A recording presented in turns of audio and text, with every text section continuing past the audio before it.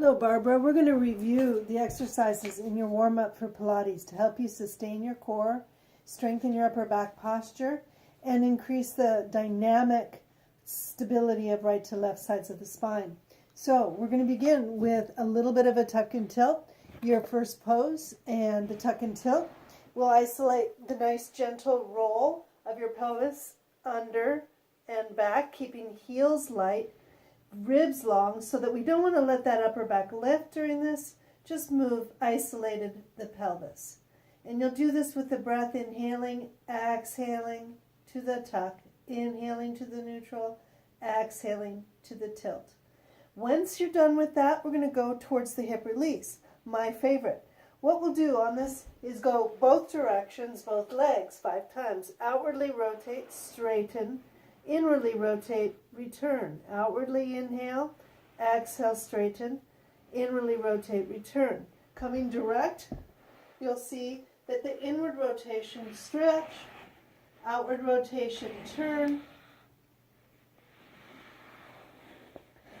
keeps that leg very symmetrical and in line.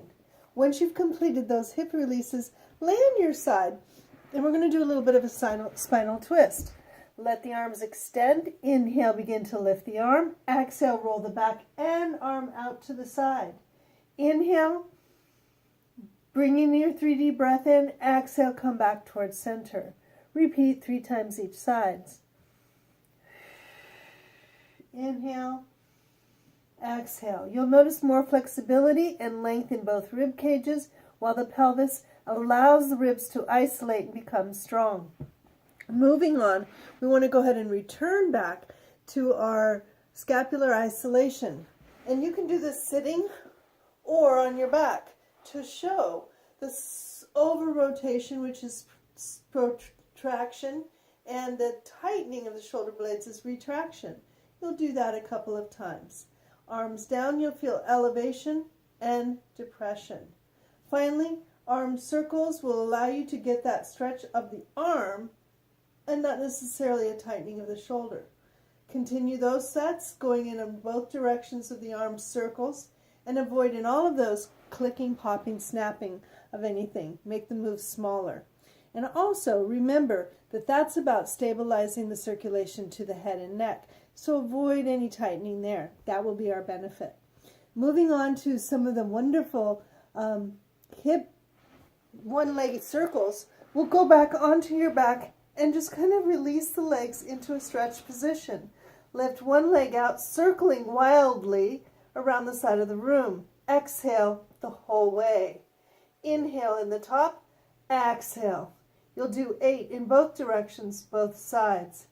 If that's difficult on one side, allow yourself to keep the knee bent and hold, avoiding rocking and other distractions for the spine. This will strengthen your low back, and meanwhile we'll get into the low back curve.